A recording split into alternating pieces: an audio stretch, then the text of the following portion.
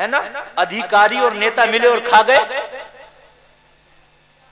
Road आया, 20% लगा दिया, 80% गायब। 5 साल में रोड की गारंटी थी, 5 महीने न चल सका, 5 महीने में पहमद लगना शुरू हो गए। मेरी बात गलत नहीं, बात समझने की है ना मेरे भाई। लेकिन ये ममलकत इस्लामिया है, ये इस्लामी निजाम है, यहाँ ऐसा नहीं होता। यहाँ तो जिसके हाथ में सब कुछ है उसी के बच्चे के पास में नया लिबास बस नहीं है। अपनी तारीख याद करो और जमाने की आंखों में आंखें डाल के बात करो। हमें गद्दार कहने की कोशिश न कर, हुकूमत करके हमने दिखाई है। यार कितना नेक होगा वो। कहने लगा हुजूर एक मशवरा लेके आया हूं, बच्चों का कपड़ा भी बन जाएगा, घर का खर्चा भी चल जाएगा। और जो मशवरा लाया वो भी जायज लाया। जो खलीफा ऐसा हो कि हराम का लुकमा ना खाता हो, अपने बच्चों को पुराना लिबास पहनाता हो, तो कैशियर मुंशी ऐसा क्यों रखेगा वो जो हराम की खाता हो? क्यों रखेगा मुझे बताइए। आज तो आज ऊपर से लेके नीचे तक सब बैठे, सारे हिस्से बढ़ जाते हैं। मेरी बात गलत तो नहीं है ना? है मोटरसाइकिल आप चला रहे हो, कागज नहीं है, चालान होगा, 500 रुपए दे दो, सब खत्म हो गया। न चालान की जरूरत न कागज की जरूरत। मेरी बात गलत तो नहीं है ना? ममलकत इस्लामिया में ऐसा नहीं चलता था। वहां कानून कानून है, वहां रियाया भी वहीं खड़ी है, मंतरी भी वहीं खड़ा है, संतरी भी वहीं खड़ा है, खलीफा भी वहीं खड़ा है। जरा कह दो ना यार सुभान अल्लाह। अपनी तारीख को याद कर लो एक बार। नबी की बेटी फातिमा ज़हरा की चादर में 72 पहमद लगा है और 17 पहमद तो उसमें चमड़े के हैं, जो कपड़े के भी नहीं है। कहने लगा हुजूर एक आइडिया लेके हाजिर हुआ हूं, बच्चों का कपड़ा भी बन जाएगा, जायज तरीके से काम भी हो जाएगा। उमर बिन अब्दुल अजीज अब्बासियों का खलीफा बोला, और मेरे कैशियर बता, और मेरे मुंशी बता, तेरा मशवरा क्या है? कहने लगा हुजूर 1 महीने की तनख्वाह एडवांस ले लो। बात है कि नहीं? और एडवांस लेके बच्चों का कपड़ा बना दो, और कपड़ा बना के आप अगले महीने काम करके वर्क करके उतार देना। और ये ऐसा करें थोड़ा थोड़ा करके उतार देना। अगर 30 रुपए की तनख्वाह है तो 3 महीने में 10-10 करके उतार दो, 6 महीने में 5-5 करके उतार दो। बात समझ रहे कि नहीं समझ रहे? अगर आपकी तनख्वाह 10 रुपए महीना है तो हर महीने का 2 रुपया कटवा दो।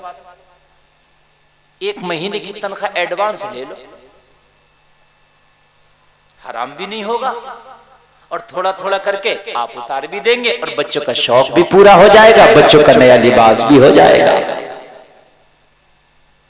हाय कितने नेक लोग थे यार, वरना तो सब कुछ तो उन्हीं के हाथ में यार, वो किससे पूछेंगे? मगर उन्हें पता था कि एक हिसाब यहां कोई हो ना हो, लेकिन वहां एक हिसाब जरूर होना है। मिजाने अमल वहां जरूर कायम होना है, वहां जरूर हिसाब देना है। यहां तो अगर बच भी गया मगर वहां फंस जाएगा। हमारा तो हाल आज ये है कि हम उम्रे पे उम्रा तो कर रहे हैं, लेकिन पड़ोसी का जो हक मारा वो अभी तक दे नहीं पाए। उम्रा बाद में करो, अगर किसी का सिक्का तेरे ऊपर आया है ना तो उस सिक्के को लौटा दे पहले। उम्रा जब तक कबूल नहीं होगा जब तक कि दूसरों का हक अदा नहीं कर देगा। तेरा हज जब तक कबूल नहीं होगा जब तक दूसरों का हक अदा नहीं कर देगा। यहाँ तो कुछ लोगों का हाल ये है कि दिखावे के लिए उम्रा हर साल हो रहा है, 10-10 उम्रे कर लिया है, लेकिन पड़ोसी का हक अदा ना कर सका, अपने भाइयों का हक अदा ना कर सका, बीवी बच्चों का हक अदा ना कर सका, जिंदगी के हक अदा ना कर सका। ओ मेरे भाई, उम्रा बाद में कर, पहले हुकूक अदा कर दे। अगर हक लेके मर गया तो तेरे सजदे भी तुझे बचा जा सकेंगे। अगर हक लेके चला गया तो तेरी नमाज़ें भी तुझे बचा ना सकेगी। हुकूक अदा करके जाओ। किसी का हक तो नहीं मारा, किसी का रुपया नाजायज तो नहीं खाया।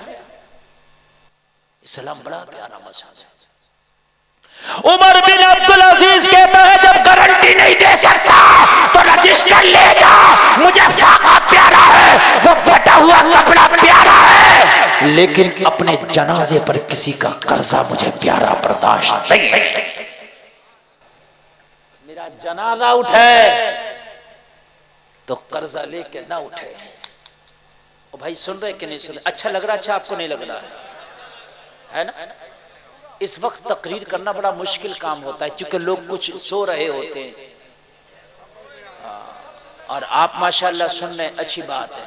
हाँ, नाते पढ़ने वाले भी उठ के चले गए होते हैं। खूब फरमाइश है उस वक्त, वो खूब फरमाइश है, ये फरमाइश वो फरमाइश, तुम्हारी खूब फरमाइशें चलेंगी और उन्होंने सुनाया वो भी जा चुके होते। अब तो मुकर्रिर बेचारा अकेले ही जूझ रहा होता है, या मस्जिद का बेचारा इमाम बैठा होता है और मस्जिद के इमाम को बैठना मजबूरी है। सुबह को किसी से कुछ नहीं कहोगे, उसी के कान है ठुको, इमाम साहब तुम रात कहाँ चले गए थे?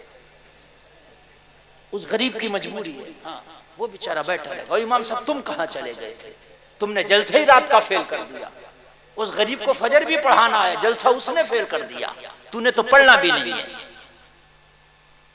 इसलिए जलसे कराया करो, नात खानी बाद में, पहले तकरीर करा लिया करो। अगर लोग ना भी नात सुनेंगे तब भी कोई टेंशन नहीं है, तकरीर सब सुनने तेरा काम हो जाएगा। मगर सुभान अल्लाह कह रहे हो अगले जलसे में मानोगे नहीं, ये मुझे अब भी पता है, मुझे पता है, मानोगे अब भी नहीं, क्योंकि ये तो चीखते चीखते मुझे भी जमाना हो गया। अब बात सुन ले जरा, बस थोड़ी सी बात। उमर बिन अब्दुल अजीज ने भगा दिया, चल जा। जब मौत का वक्त करीब आया उमर बिन अब्दुल अजीज का, तो अपने साथियों को बुलाया। अमल यह है तो जरा काम भी देख ले। अपने दोस्तों को बुलाया, अपने वारिसीन को बुलाया, अइज़्ज़ा अक़रबा को बुलाया। उमर बिन अब्दुल अजीज ने फरमाया, ओ मेरे करीबियों, मेरे मरने के बाद जब मुझे कब्र में रखा जाए तो कब्र में रखे कफन हटा के एक बार मेरा चेहरा जरूर देखना। क्या करना एक बार मेरा चेहरा? कहा हुजूर किस लिए? कहा मैंने कई बादशाहों को, कई हुक्मरानों को अपने हाथ से जमीन में दफन किया, लेकिन मरने के बाद उनका चेहरा देखा तो काला सियाह नजर आया। इसलिए कि हुक्मरान की जिम्मेदारी ज्यादा होती है, अगर वो किसी का हक मार के चला जाए तो उससे हिसाब बड़ा होना है। हम बड़े बड़े ओहदे, बड़ी बड़ी कुर्सियों की दुआएं तो करते हैं, लेकिन ये दुआ भी किया करो, या अल्लाह हमें बड़ा ओहदा बाद में देना, उसे निभाने की तौफीक पहले देना, वरना बड़ा ओहदा ही ना देना, बड़ा ओहदा ही नहीं देना। बात समझ? अल्लाह हर चीज हिसाब से देता है। क्या देता है? हर चीज हिसाब से देता है, हर चीज हिसाब से देता है।